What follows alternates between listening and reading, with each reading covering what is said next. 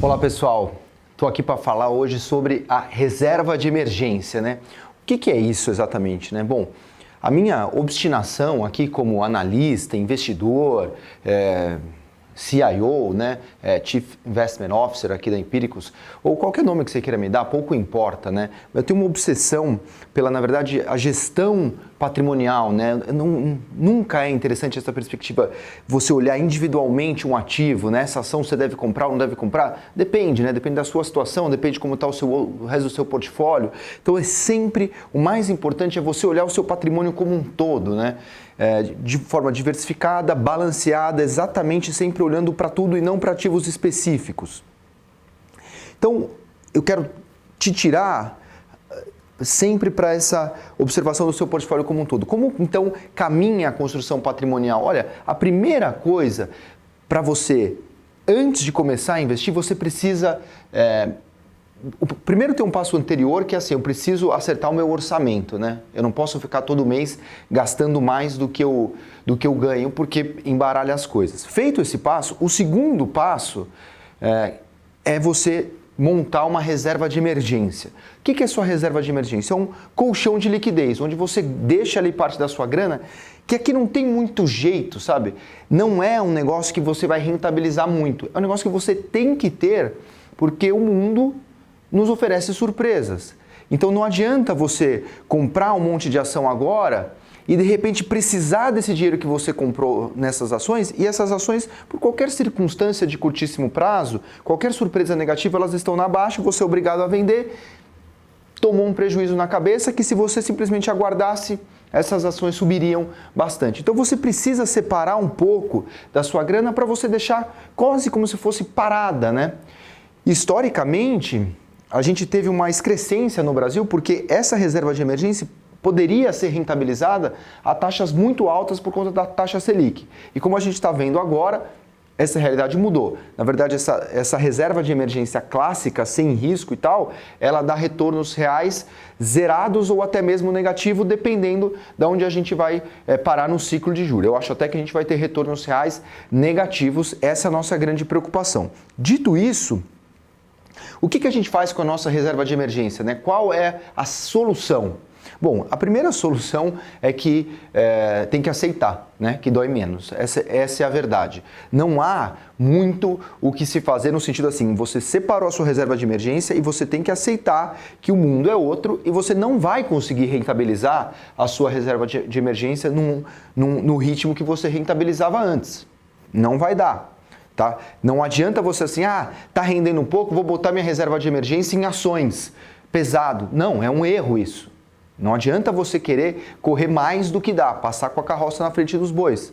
Não faça isso. Então você vai manter exatamente a sua reserva de emergência entre 3 a 6 meses dos seus gastos, mais ou menos, tem que estar lá na sua reserva de emergência. Surpresas acontecem e também mais do que isso, você tem que ter um pouco de caixa, 100% de liquidez, porque como o mercado oscila, você vai ter chance ao longo do tempo de comprar coisas muito baratas. Então você tem toda boa construção patrimonial, tem caixa. Se você é um cara mais apertadão, que briga ali dia a dia e tal, e às vezes até nota um risco de perder o emprego e tem gastos pesados, assim, você tem que ter mais perto de 6 meses na sua reserva de emergência dos seus gastos. Se você é um cara que está mais tranquilo, tem confiança no seu emprego e tal, tem uma certa estabilidade, 3 meses eu acho razoável, tá? Para você manter na sua reserva de emergência. Então, beleza. Primeiro ponto, então, por que a gente tem que manter nesse lugar e aceitar que o mundo mudou? Olha, qualquer ativo, né, o retorno do ativo I, ou seja, o retorno de qualquer ativo, é o retorno da taxa livre de risco, ou seja, tudo parte, assim, quanto paga o ativo livre de risco? Paga tanto, mais um prêmio de risco, é o retorno de um ativo qualquer que tenha risco. Se os retornos livres de risco, é isso que está acontecendo no Brasil, os retornos livres de risco, as taxas de juros básicas dos bancos centrais estão caindo. Então o que acontece? Esse prêmio a princípio está parado, se isso aqui cai, todos os retornos da economia caem. Então todas as suas aplicações vão render menos mesmo, faz parte do jogo. Se você quiser acelerar demais aqui num mundo que mudou, basicamente você vai bater o carro na curva. Então não tem jeito. A primeira coisa é aceitar. Mas é aceitar também ativamente, né? Não dá mais para você admitir raspas e restos nos interessam, é isso que eu quero dizer. Mesmo na sua reserva de emergência, você pode maximizar o seu retorno. Então, como que você vai fazer isso? Você vai, hoje, fundos DI que cobram 1% de administração, 0,5% de administração, 0,2% de administração, você vai sair fora disso. E você vai sair fora também do Tesouro Selic, do Tesouro Direto pós-fixado. Você vai mandar o seu dinheiro para os fundos DI de taxa zero. Hoje nós temos 4 fundos DI de taxa zero no mercado, na PI, na Rico, no BTG Digital e na Orma. Basta você procurar lá nessas plataformas os fundos DI de taxa zero, porque eles vão render mais dentro da perspectiva de reserva de emergência. Mais do que o Tesouro Direto? Sim, porque no Tesouro Direto você paga lá uma taxa de 0,3 ao ano, aqui você não paga taxa nenhuma, então é uma melhor rentabilidade. Bom, então não tem muito o que fazer mesmo, Felipe? Bom, na verdade até tem. Nesse ponto de vista, depois que você separar e se você conseguir endereçar melhor os seus gastos, o mundo ficou mais difícil para você. Você vai ter que fazer, não só para você, para mim também, para o Nelson que está aqui do lado, a realidade mudou.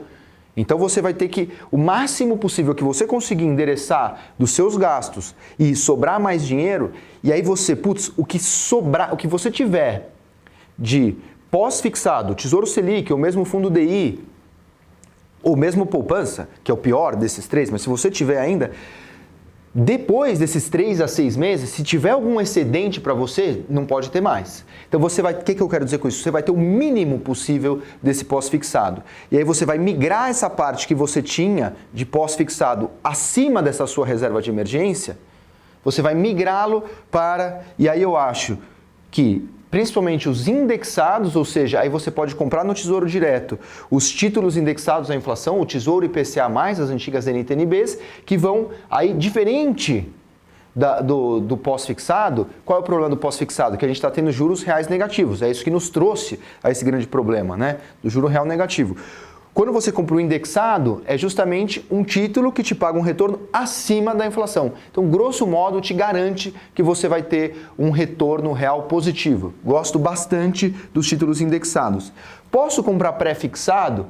Pode comprar pré-fixado, porque o mercado ainda não, a curva de juros ela está empinada, né? Ou seja, com prazos, títulos mais longos, você ainda recebe uma boa remuneração por esses títulos mais longos. Então você pode ter um pouquinho de pré-fixados também, migrando esse excedente do que você tinha ontem de pós-fixado, agora você vai ter hoje um pouquinho, vai migrar na margem o excedente dessa sua reserva de emergência para indexados pré-fixados. Posso ter um pouco de ações como reserva de emergência também? Não, como reserva de emergência, não. Mas você pode migrar o que for o excedente do pós-fixado, aí sim, um pouquinho para ações muito líquidas, ações que você consegue facilmente converter em dinheiro, como... Eu acho que a forma mais trivial de você fazer isso é você comprando, por exemplo, o BOVV11, né? Que seria uma cesta que representa as principais ações brasileiras e tem alta liquidez. Você facilmente consegue traduzir em dinheiro. Mas lembrando, esse é o excedente que você tinha em pós-fixado sobre a sua reserva de emergência. Sobre a reserva de emergência em si, não há muito o que fazer, a não ser migrar para os fundos DI de taxa zero. O excedente que está no pós-fixado, aí você pode e deve, inclusive, comprar os indexados, que garantem um retorno real positivo, um pouco dos pré-fixados, porque eles ainda estão pagando mais do que a taxa Selic por conta dessa característica empinada da curva de juros. Quanto mais prazo você empresta para o governo, mais rende o seu dinheiro, e também até mesmo um pouco de bolsa, porque a gente está num ciclo bastante favorável.